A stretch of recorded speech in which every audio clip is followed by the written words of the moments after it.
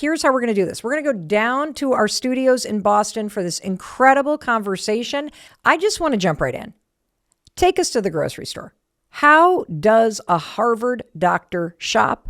What are the best foods to buy? Let's hear your secrets. A simple thing I tell my patients is to walk the perimeter of the grocery store. So as you go into your grocery store to figure out what am I supposed to eat to heal or to strengthen or protect my gut-brain connection, just go on the perimeter. You have fruits and vegetables. That's really important for a strong gut-brain connection. You can go into the dairy section for fermented foods like yogurt, kombucha, kefir. There's so many fermented foods that are there. Whole grains, and then lean proteins. You can follow also a Mediterranean diet. And that word is kind of deceptive because it's not really a diet, it's a way of life. The Mediterranean diet is sort of the gold standard in terms of the way of eating. It's been used in all of the countries in the Mediterranean for eons, for centuries.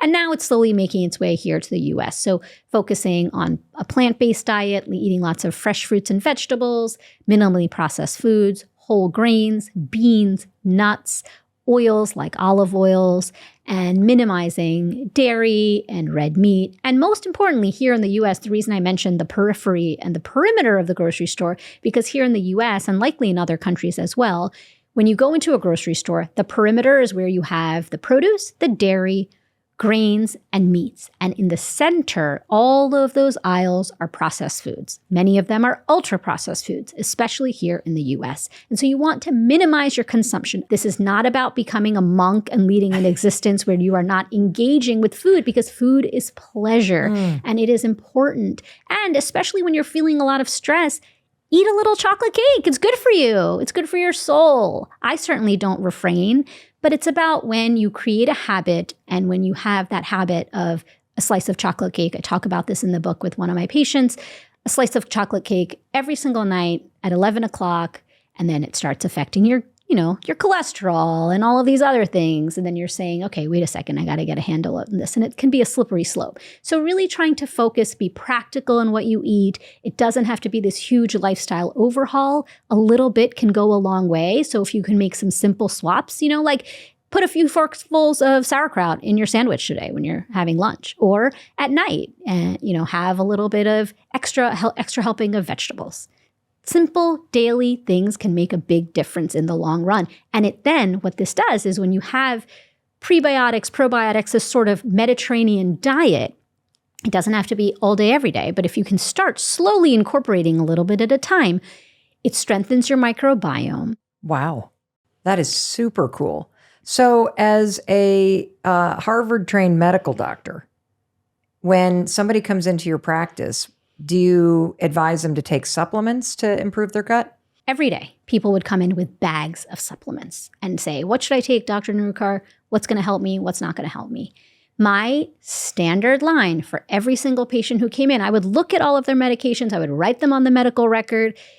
To me, very much, taking a supplement is like taking a medication, right? And so my approach is always to strengthen and give people a sense of empowerment to heal themselves from inside out. And so that's not to say I don't want that to be taken out of context. I very much am a part of the medical system. I believe deeply in the conventional medical system, in medications to treat conditions. But I mean, when people come to say, what supplements should I take for my stress and my burnout? I say, try, because I've had patients come in saying, I sleep 4 hours a day. Can you tell me the best supplement to take to manage my stress and burnout? I drink, 4 cups of coffee a day, sometimes 7 or 8 cups of coffee a day. I sleep 4 hours a day. I'm just powering through. What's the best supplement to take? My answer is that sleep is a therapeutic intervention. Let's focus on your sleep. Let's decrease your caffeine intake. Let's get you moving a little bit. These are the supplements that I want to really instill in people rather than popping a pill. I fucking love that answer. And you know what else I'm thinking about is the fact that we kind of just roll our eyes, or we don't, when you hear the advice, right? Just get better sleep, shop the perimeter of the grocery store, like these small interventions, right? It's easy to dismiss this because you think that the stress is so big or your problems are so big that there's no way that something so little would actually impact something so big. And I have always found in life that the bigger the problem and the bigger the issue, the smaller the solution. I would say parent yourself back to a better state of health.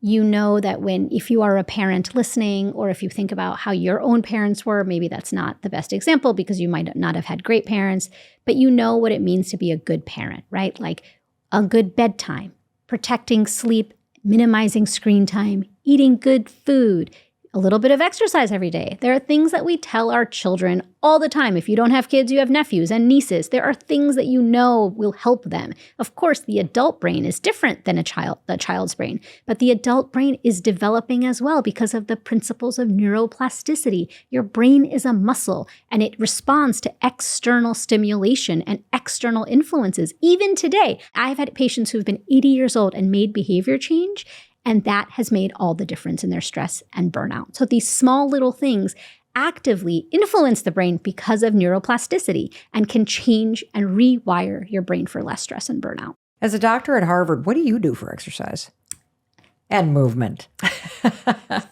25 years ago, I was a stressed patient looking for answers, and that's my villain origin story of how I became a doctor with an expertise in stress, is because I was a stress patient looking for answers. I found my way out of the stress struggle, put on my scientist hat. I had gone to see a doctor, and my doctor had said, go get a massage and just relax. Just try to relax more. So I was like, okay, I'll get a massage. I'll have dinner with friends. I'll go retail therapy, all the things that didn't work. And so when I put on my scientist hat and I started looking and doing the research is when I really found out, okay, this is how stress impacts the brain and the body. And this is how I'm going to find my way out of stress. Movement was one. And then when I came out of that, I said I wanted to be the doctor that I needed during that difficult time. So that's my origin story. I mentioned that because movement was not something I did every single day. I was working 80 hours a week, and I was running from one patient room to the other. I thought that was movement enough.